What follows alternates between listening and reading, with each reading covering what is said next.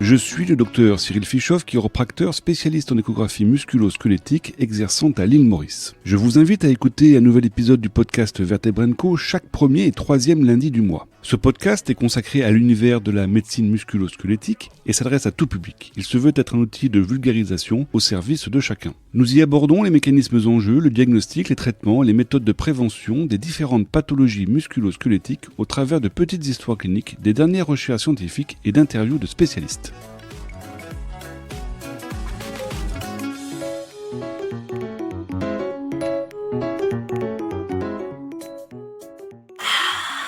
Bonjour à tous, nous allons parler aujourd'hui d'un sujet qui me tient particulièrement à cœur, l'échographie musculo-squelettique.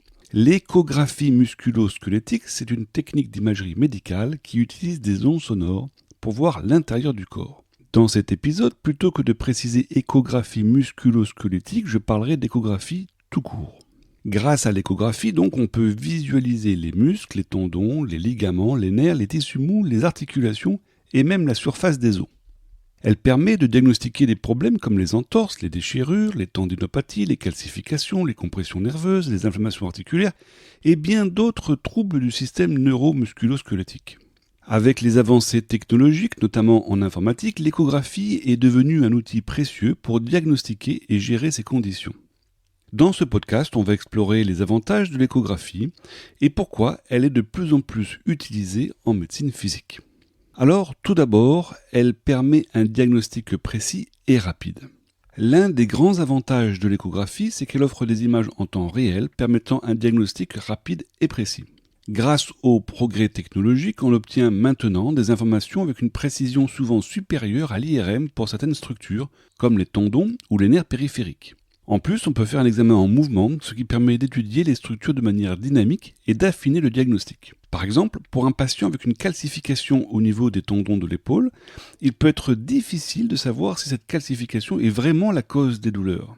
L'échographie permet de vérifier si la structure est douloureuse grâce à une palpation dite écho-guidée et de voir en temps réel si la calcification frotte contre une structure ligamentaire ou osseuse, générant ainsi la douleur. Un examen écho bien réalisé par des mains expertes dure entre 15 et 30 minutes. Les techniques d'imagerie couramment utilisées en médecine musculo-squelettique sont la radiographie, le scanner, dit CT scan, l'IRM et donc l'échographie.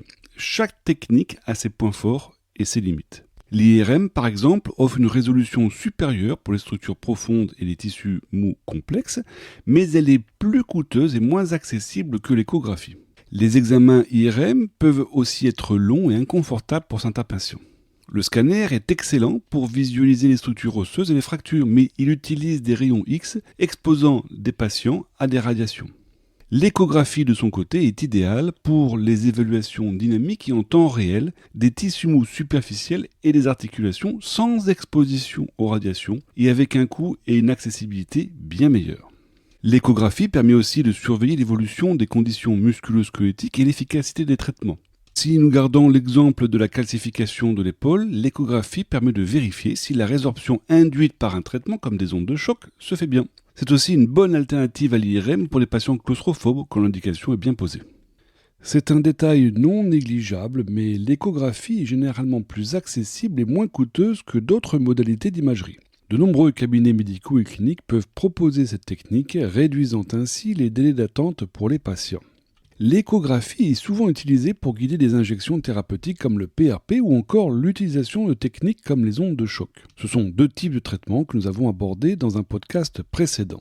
Si nous gardons comme exemple la calcification de l'épaule, elle peut être une indication pour un traitement par onde de choc. L'échographie permettra alors de cibler précisément la zone d'application et de régler l'appareil à onde de choc sur la profondeur précise où se situe le dépôt calcique. Alors qu'en est-il de la sensibilité diagnostique de l'échographie, par exemple, par rapport à l'IRM ?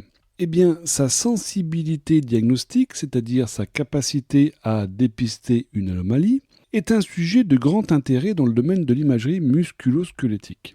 Bien que l'IRM soit souvent considérée comme la référence pour l'évaluation des tissus mous profonds et des structures complexes, l'échographie offre une sensibilité remarquable pour certaines pathologies.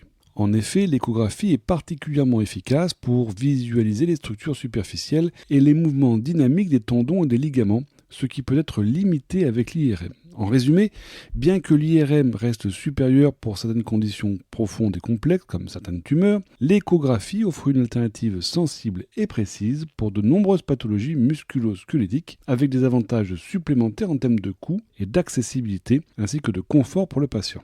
Alors, il y a malgré tout quelques limitations à l'échographie. La principale limitation est l'absorption des ultrasons par les os et sa réfraction totale par l'air. Ainsi, en cas de suspicion de lésions intra-osseuses ou intra-articulaires, les autres types d'imagerie, comme l'IRM ou le CT scan, vous seront prescrites. Dans certains cas, de simples radiographies peuvent également être nécessaires pour compléter l'examen échographique. L'autre limitation importante de l'échographie musculo-squelettique, c'est qu'elle est une imagerie opérateur dépendant. Ça veut dire que contrairement à une imagerie réalisée de manière standard comme l'IRM, à l'échographie, on ne retrouve que si l'on sait correctement chercher. Cela nécessite alors deux conditions. La première condition impérative est la formation de l'échographiste. Les standards de formation actuels nécessitent un minimum de 2 ans, par exemple aux USA, à 3 ans, par exemple en Angleterre, de formation spécifique à l'échographie musculo-squelettique sous supervision stricte et suivie d'une évaluation exigeante. La deuxième condition est que l'opérateur doit réaliser un examen clinique du patient et bénéficier alors d'une expérience clinique solide. Encore une fois, et surtout en échographie, on ne trouve que si l'on sait où chercher. C'est pour cela que de nombreux cliniciens comme des chiropracteurs, des médecins du sport, des chirurgiens orthopédiques ou encore des rhumatologues ont entrepris ces 2 à 3 ans de formation minimale après avoir bénéficié d'une expérience clinique solide.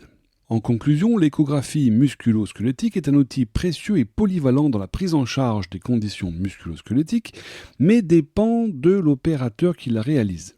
Ses avantages, tels que la précision diagnostique, l'absence de douleur, l'accessibilité, le coût-efficacité et son utilité dans les procédures interventionnelles, ainsi que dans le suivi des pathologies, en font une technique incontournable en médecine musculo-squelettique moderne. Les recherches continuent de confirmer son efficacité et son rôle essentiel dans l'amélioration des soins aux patients.